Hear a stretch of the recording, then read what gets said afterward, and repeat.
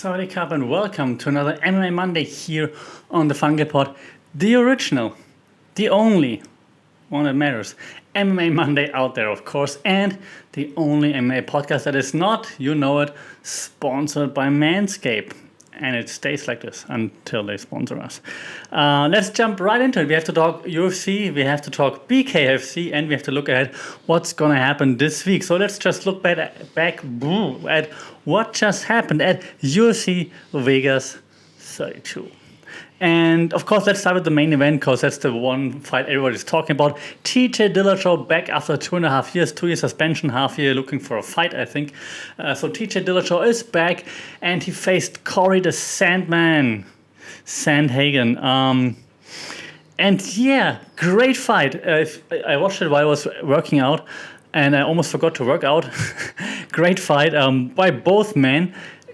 Crazy close. But also, I would have thought, well, yeah. So I agree with the winner. TJ Dillashaw wins by split decision. Let me check, 47-48, 48-47, 48-47. I would agree with this. So it was like razor sharp, right?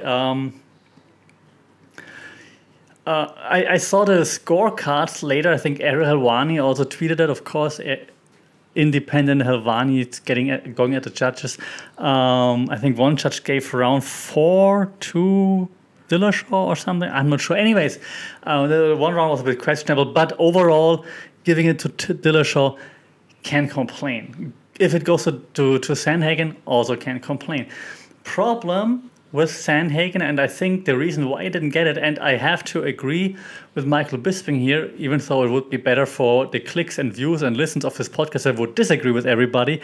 I do agree with Bisping to an extent. He said he thinks the problem was that Sandhagen threw too many crazy things like spinning shit all the time, and every time Sandhagen threw a spinning back kick, for example, Dillashaw would catch him and then would just press him against the fence and would just go like to wrestle him like on the feet, but he would have the advantage, the control, and would hold him against the fence or maybe even try a takedown, which would then work in later rounds.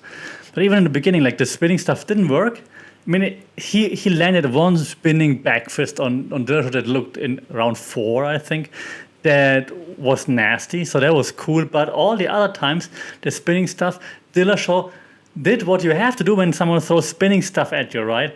So, we're throwing spinning shit now? Cool. Step in, move towards the guy that's throwing the spinning shit, and just, I don't know, be faster. And that's what Dillashaw did, right? He moved in, grabbed the leg, grabbed hold of Sandhagen, and then just controlled him against the fence. Smart move by Dillashaw.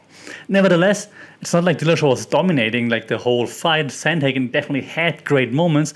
His jab found the target quite frequently, and he had a few nice right power punches that landed like a flush on DJ. He even sat down DJ once. Then DJ also sat down Corey once. But then he opened a nasty cut over the right eye, I think, of Dillashaw.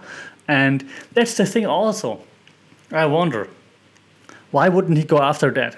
If he would have, because it had happened in the first round, right? With, again, a flying knee. Great. Didn't finish then, but still it hit, so great.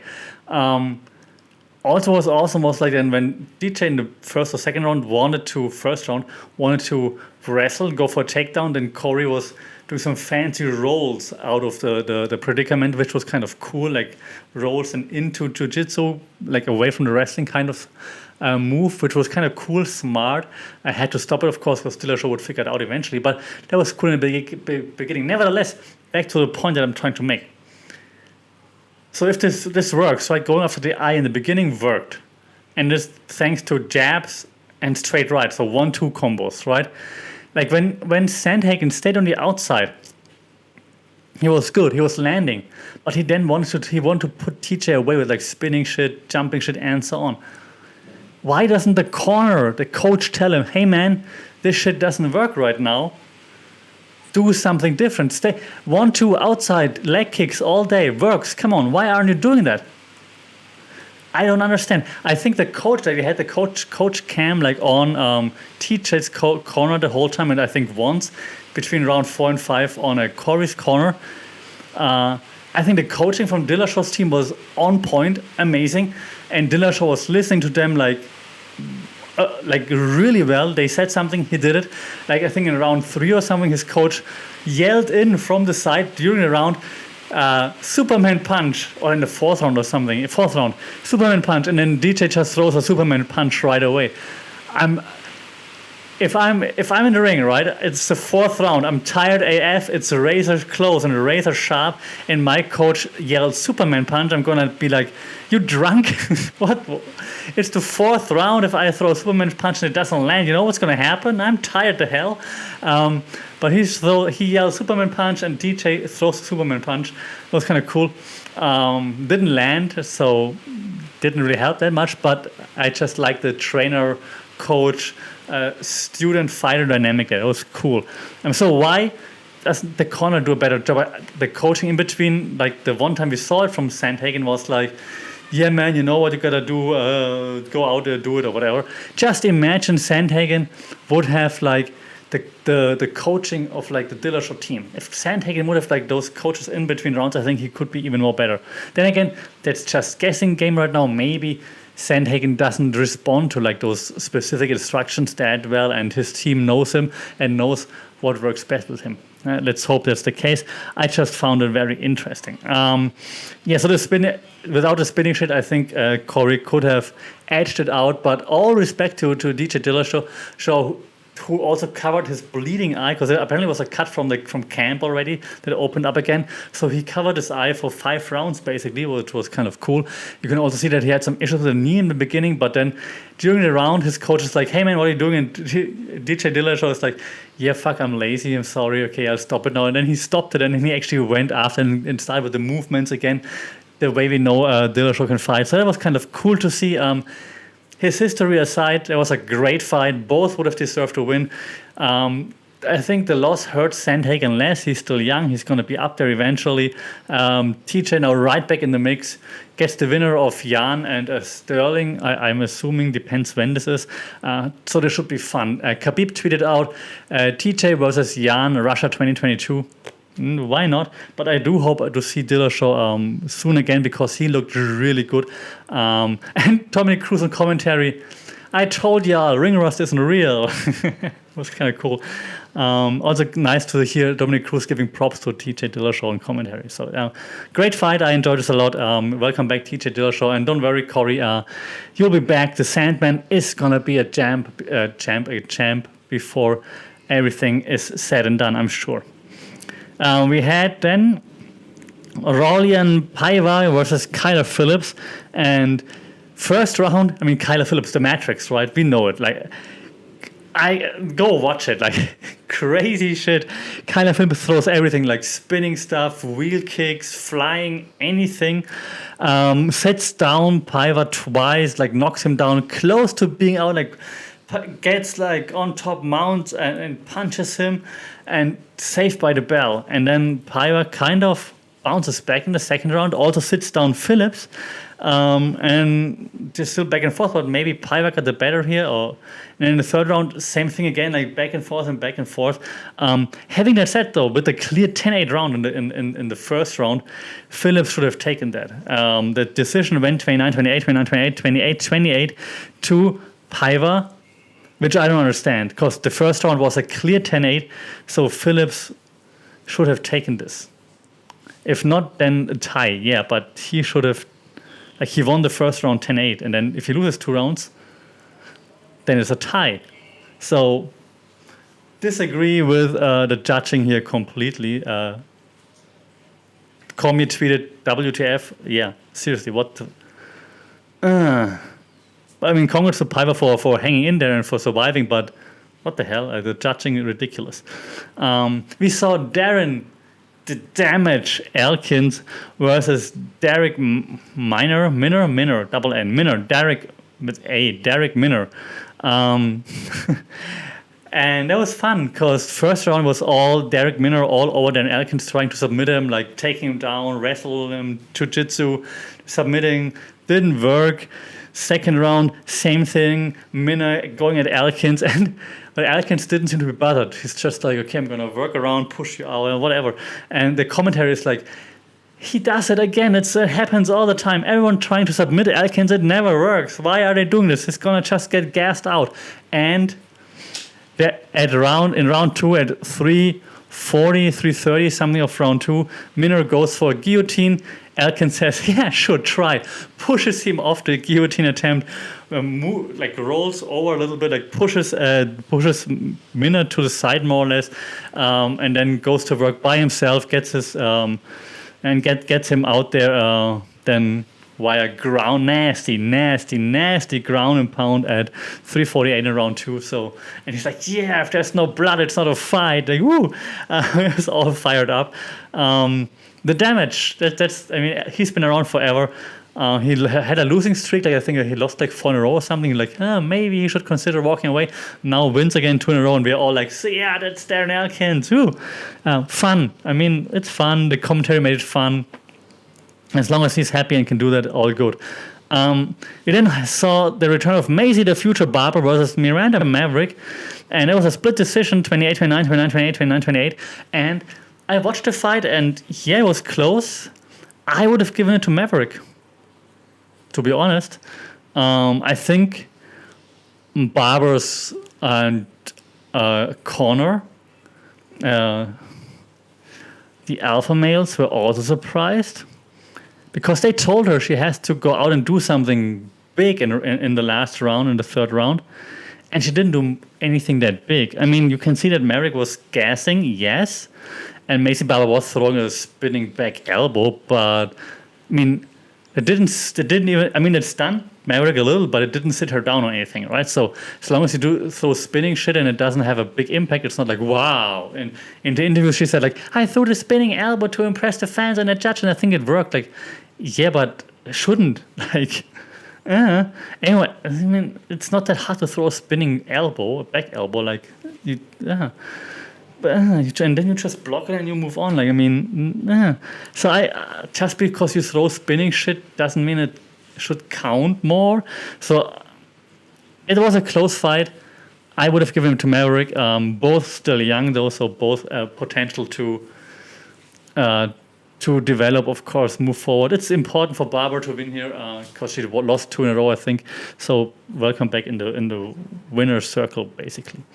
Okay, last fight that I want to talk about was McKee Gall, who's 29 already. I remember McKee Gall just debuting against CM Punk. Oh, look, hey, McKee, you're so fine. Hey, McKee, hey, McKee. Now he's a grown man now, and he looks like it, man. It's been 6 or 7 years since the CM Punk fight already. Crazy. And he's a grown man. He looks jacked now, and he ran through Jordan Williams. RNC, of course, on RNC. McKee Gall only wins by RNC. I think it's his 5th sub, all 5 by RNC, and 7 wins out of 9 fights, I believe.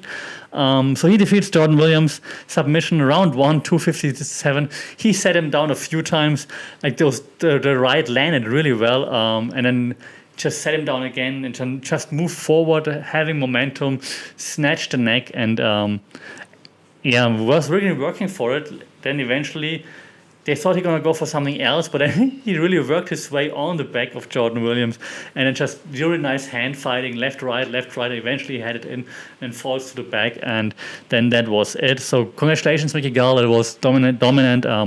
Let's see where he goes from here, but that was cool. So overall, there was a great fight card, fantastic fight night, some great matches. There's some shitty judging as always, that's just ridiculous. But other than that, I enjoyed it. I had fun watching it. So UFC, well done. Looking forward to the next one. Since we're in review mode, let's just review 2 more things. One, and I know you watched it too, and I know you streamed it. BKFC 19, you all watched. Paige Van Zant versus Rachel Ostovich, right? And Rachel Ostovich won her BKFC debut against veteran in her second fight, Paige Van Zant. And yeah, that was clear to me that Ostovich won there. They announced the winner, and then Van Zant acts all like, what? And storms out, being all mad and stuff. What? So I don't understand why Paige just ran out oh my God, it's what the because you lost. And I think it was clear that she lost. Like, yeah, she did some jabbing, but I mean, it was all the shots that really landed was Ostovich, like mostly power shots, right? Like just down the pipe. I saw lots of feedback. Everyone was like, "Oh my god, awesome fight, fantastic fight." I didn't see that, to be honest. Now, call me a hater if you will. I'm like, are they not allowed to use footwork in BKFC, or what's happening? Like, I mean, Ostovich was trying to use more footwork. She was moving like back, like in and out, left and right, like the basics that you learn when you start boxing training. But I don't understand the praise that this received, like online from actual fighters as well. Like, I don't get it. But congratulations to Rachel Ostovich. And she has been through a lot, so that's cool that she picks up a win here. But that was not a great boxing fight. I mean, what would I expect watching BKFC? I mean, have you seen their website? You open a website and then a fist flies at you. Just bleed. No, they don't say just bleed. They say knuckle up. Even the referees, when the fight starts, did you realize this? Ready, knuckle up. What the fuck? How are we supposed to take BKFC serious with this bullshit? Seriously. Yeah, knuckle up my ass. Also, the website sucks. BKFC people, I sent you an email already. The website, if you want a nice website, shout out, because this website sucks ass. Yeah, so that was not a great fight. Also, it's a round ring, right? And then blue corner, red corner, what? And the announcer said, today wearing white. And Rachel Ostovich was all in black. Like, am I the only one who realized that? Like, what? Huh? Am I colorblind now? What? Wearing white, she was all in black. What the world? Yeah. Oh God. Anyways, all the hate aside, Rachel Ostovich won this clear. It was a clear victory for Rachel Ostovich. So Paige, there's no reason to. She posted on Instagram like a picture, like several pictures with like flipping the bird, like, guess what, bitches, I'm still here. Yeah, congratulations, you're still there for two reasons. For one reason, that's your looks. Also the main event, I mean, no, BKFC sponsored, like this event sponsored by Fan Time, the OnlyFans thing that Paige runs. Can't make this shit up, seriously. Yeah, so congratulations. Yeah, PVC, you're still there. That's because you take half or completely nude pictures and post them online. That's the only reason you're there. I'm not hating, just saying you don't need to be an a-hole, especially if you're losing. Just accept it that you lost. Like, okay, I lost two in a row now. Time to come back stronger and to show out in my third fight. There's nothing going to happen anyways, because you're the number one star. You, Paige Van Zant, are the number one star for BKFC. The dude said in an interview, I heard it with Chris Van Vliet, the founder, talked about like how Paige made them way more money. So when she fights, they're selling a shitload of pay-per-views. And hence, nothing's going to happen. They're going to keep her forever. So just accept that you lost here, like clearly. I got so mad at this. Okay, let's move on. No more madness. Let's move on from BKFC. Oh my God, why do we spend time on BKFC? Okay, last thing I want to review or talk about very quickly.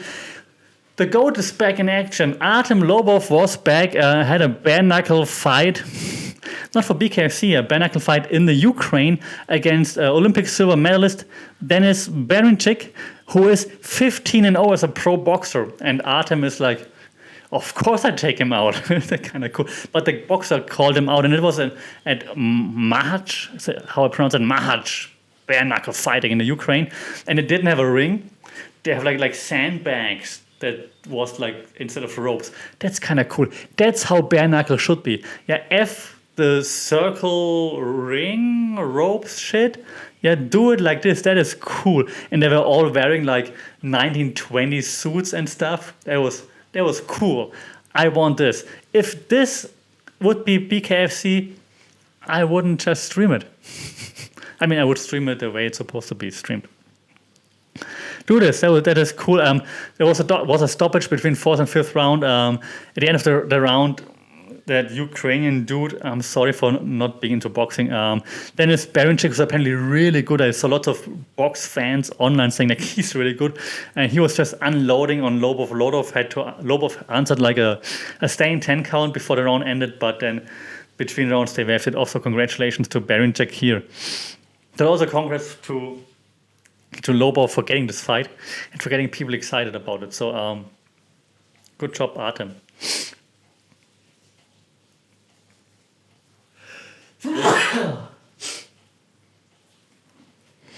All right. Enough of the review time. Let's quickly preview what's going to happen this next week. We will have another UFC fight night. We will see Smiling Sam Alvey, who's been around forever too, versus Roman Kopylov. Alvey seems to be the betting favorite here. And how could I bet against Smiling Sam? So, of course, Sam takes this. I don't know much about Roman Kopylov, to be honest. And we have also Brian Barberena. Barberena versus Jason Witt. Brian Barberena, also the betting favorite here, I believe. I also don't know much about Jason Witt. That's a very fast preview for you right now. So I'm betting, of course, on Brian Barberena.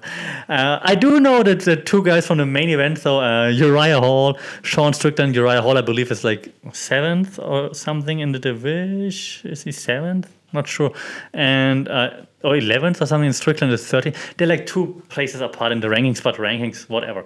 I think betting favorite is Sean Strickland. Yeah. That's the thing, like Strickland, not too exciting, but I mean, not too flashy, fancy, but exciting. Like goes forward, goes for the kill. Uriah Hall, you never, like, ever since I've been following UFC, Uriah Hall was like the guy you like for years. It's like he's the next one, and he never lived up to that potential. But then once in a while, he shows it, right? He's like, that's why people thought I'm going to be the next one. So you never know what you get from Uriah Hall, like this close to greatness, or even if he wins, sometimes he just wins and it's freaking boring, right? So let's see what's going to happen here. I don't know, it's so hard. Like every time I pick Uriah Hall, he loses. So I don't know. I mean, his last fight can't really take much from that. And Sean Strickland just looks so relentless in his efforts, like when he goes forward, like yeah, I guess I'm going with Strickland here. Sorry, Uriah, I'm going with Sean Strickland here.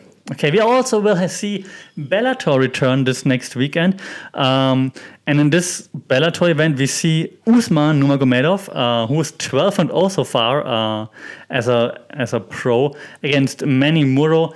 I'm sorry, I don't know much about Manny Muro. Manny Muro is 12-6. So I'm simply assuming they're trying to keep pushing Usman further. We will see Coach Khabib back in action again. So yeah, I think Usman probably takes this. We also see Brent Primus, one of DC's favorites, because he talks about him so much, or he used to talk about him so much. Brent Primus. He's 10-1 against Islam Mamedov, who's 19-1-1, who doesn't have a picture on Bellator. So great job, Bellator. But the guy who's 19-1, I mean, I would lean towards Brent Primus, simply because DC and I think Ben Askren also talked about him. So simply because of that. So Brent Primus also sounds like strong wrestler guy. But I mean, the other guy is called Islam and ends with off. Should be good, but doesn't have a picture. So just because Brent Primus has a picture on Bellator, I'm going with Brent Primus here. Main event time, both guys have a picture on Bellator.com. Great job, Bellator. Also a shitty website, by the way. We have Patricio Pitbull.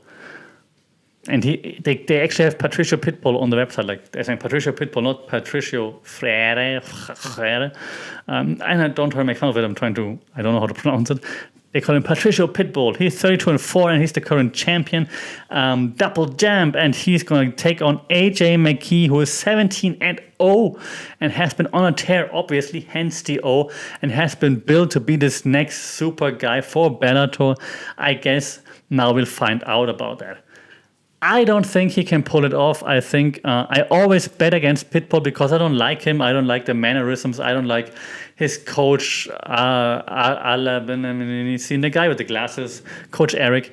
I don't like him because it's the camp, the cringe camp, Triple C camp. But to their credit, they always have a game plan, and I think they're going to have a game plan here too. AJ McKee, bigger, taller, younger. So everything speaks for AJ McKee. But I'm just not sure if he faced enough tough competition to be ready for Pitbull. Because Pitbull might be one of the few actually really good guys in Bellator. So this might be too much. So that's my guess, but please feel free to tell me why I suck and why I have no clue about MMA. We also see the return of one championship. Hey, long time no see, one championship. Who do we have here? We have the main event, Samar Gayang in strawweight Muay Thai versus Prachanchai PK Sanchai Muay Thai gym. And to be honest, I don't know Prachanchai. He's from the PK Sanchai Muay Thai gym, so that's the actual Sanchai gym of Muay Thai legend Sanchai. I have a few friends training there too. So if you train there, you're good.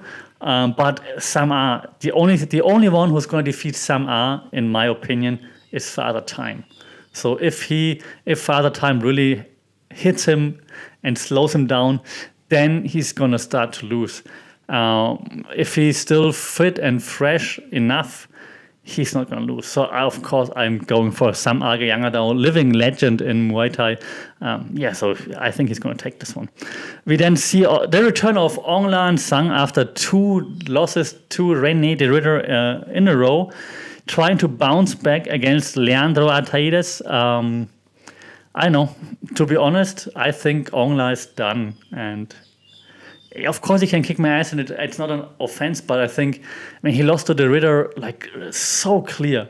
And while Ataides, Leandro, let's just call him this, isn't the Ridder, but the Ridder showed like what you can do to Onglan Sang on the ground. And I think Leandro is just going to try to like get him somehow to the ground and then just do the same thing. And Ongla, I'm sorry to say it, because I like the story, the Burmese python like fighting for Burma, for Myanmar, giving the people something to cheer. It's awesome.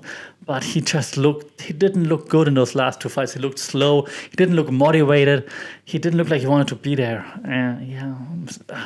But I know he trains out of Stanford MMA, so maybe those guys get him back on track. It would be cool. But just judging from the last 2 fights.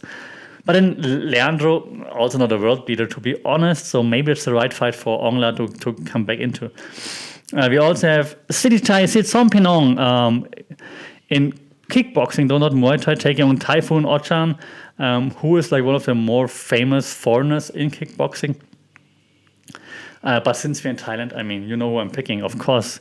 He's out of the Sitsompinong gym, which is also a very famous gym here in Thailand. So Sidichai, even though it's Muay Thai and it's kickboxing and not Muay Thai, I think Sidichai has this. We also see the return of Ritu Pogat, who lost a very controversial bout last time to Killer B Nguyen.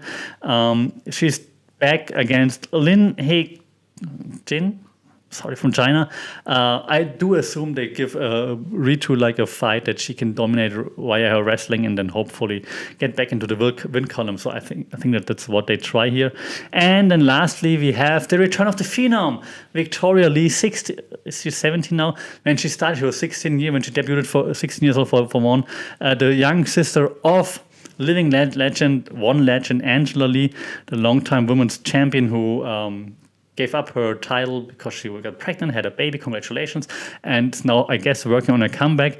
Victoria Lee won her debut in one championship and said she's chasing another submission, because that's what the Lees do, another submission victory against Wang Lu Ping, who I don't know, I'm sorry. I assume here also that one championship is trying to build Victoria Lee up, so it's probably someone a little bit below her level, and they think she can beat this person, Wang Luping, in this case. So I'm guessing Victoria Lee. So one championship is back.